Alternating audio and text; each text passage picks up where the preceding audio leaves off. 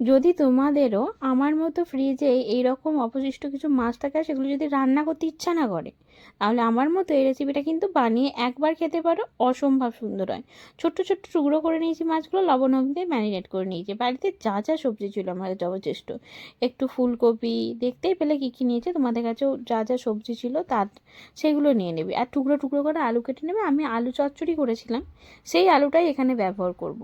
তো চলো, মানে বাড়ির যে অবশিষ্ট রান্নাটা থাকবে, জিনিসগুলো থাকবে, সেগুলো দিয়েই রান্নাটা অনায়াসে হয়ে যাবে, আর এটা দুর্দান্ত হয়।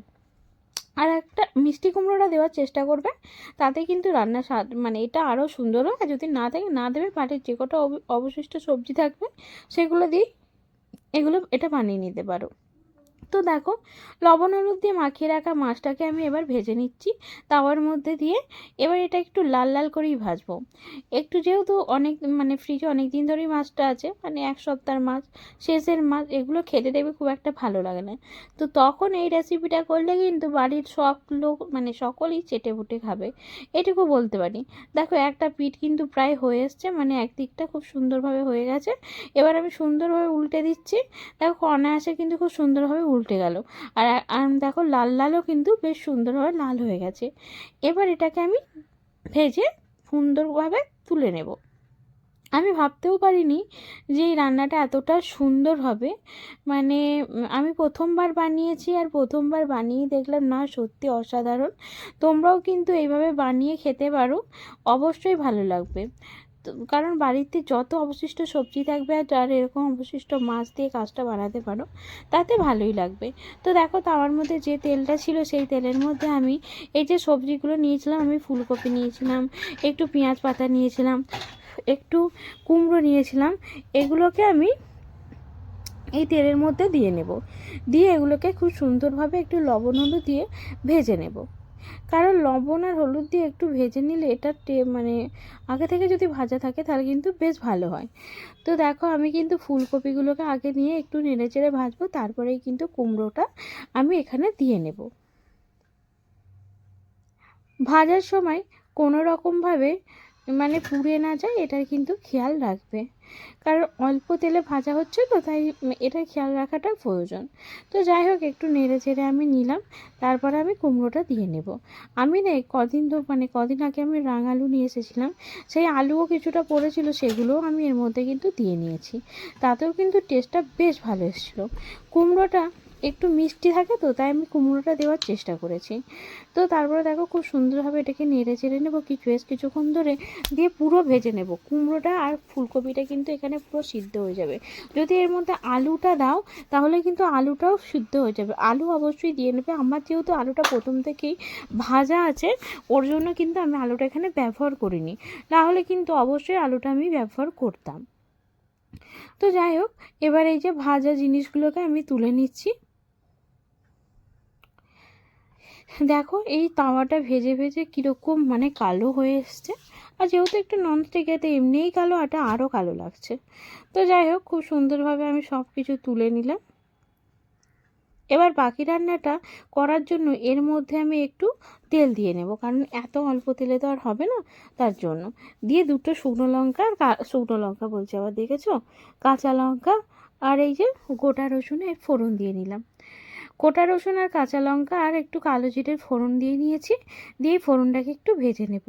গোটা এই মানে গোটা গোটা রসুন দিলাম কেন বলো তো? যদি প্রথম পাতে এরকম গোটা একটু রসুন পাতে পড়ে না, সেটাকে একটু মেখে খাবে, দেখবে বেশ ভালো লাগে। যদি না দিতে চাও না দেবে, আমার মতো এরকম রসুন কুচিয়ে দিতে পারো। আমি এখানে রসুন কুচিয়ে কিন্তু দিয়ে নিয়েছি। ব্যাস, অবশ্যই এখানে কুঁচোর ব্যবহার করবে।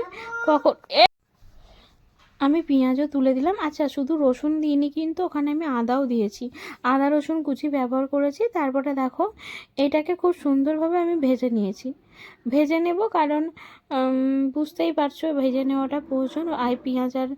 পেঁয়াজ আর রসুন আর আদাটাকে খুব সুন্দরভাবে ভেজে নেব। আদার কাঁচা গন্ধটা যেন চলে যায়, এটা কিন্তু খেয়াল রাখবে। তারপর এর মধ্যে টমেটোগুলোকে আমি দিয়ে নেব। তোমরা চাইলে টমেটো আগেও কুমড়োর সাথে দিয়ে ভেজে নিতে পারো, তবে আমি এখন দিলাম। হ্যাঁ, টমেটোটা কিন্তু অপশনাল, তোমরা চাইলে এটার ব্যবহার করতে পারো, কেউ যদি না চাও নাও দিতে পারো, কোনো অসুবিধা নেই। তারপরে একটু আমি এখানে জিরে গুঁড়ো দিলাম। জিরে গুঁড়োটাও তোমরা দিতে পারো আর কেউ নাও দিতে পারো, ধনিয়া গুঁড়ো যদি পারো দেবে, না হলে দেবে না। ধনিয়া গুঁড়োর ফ্লেভারটা খুব একটা এখানে ভালো লাগবে না, আমি বলে দিচ্ছি।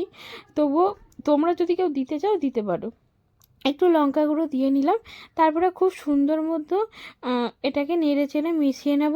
সামান্য একটু জল দিয়ে এটাকে কষাবো, কারণ এখন না হোক আমি সবজিগুলো তুলে দেওয়ার পর কিন্তু এটা একটু জল দিয়ে কষিয়ে নেব। দেখো সবজি আর মাছটা কিন্তু আমি তুলে দিলাম। এরপর এর মধ্যে আমি এই আলুগুলোকেও দিয়ে নিলাম। আলুগুলোকে দিয়ে খুব সুন্দরভাবে নেড়েচেড়ে এটার সাথে মিশিয়ে নেব, দিয়ে বেশ কিছুক্ষণ ধরে ভেজে নেব। আর অবশ্যই যাতে মশলাটা খুব সুন্দরভাবে এই সবজিগুলোর সাথে মিশে যায়, তাই আমি সামান্য 1 ফোঁটা এখানে জলের ব্যবহার করব, মানে বলতে পারো হাফ কাপ বা হাফ গ্লাস, ছোটো গ্লাসের হাফ গ্লাস এখানে কিন্তু আমি জলের ব্যবহার করব। দিয়ে মশলাটাকে খুব সুন্দরভাবে এই আলুর সাথে কষিয়ে নেব।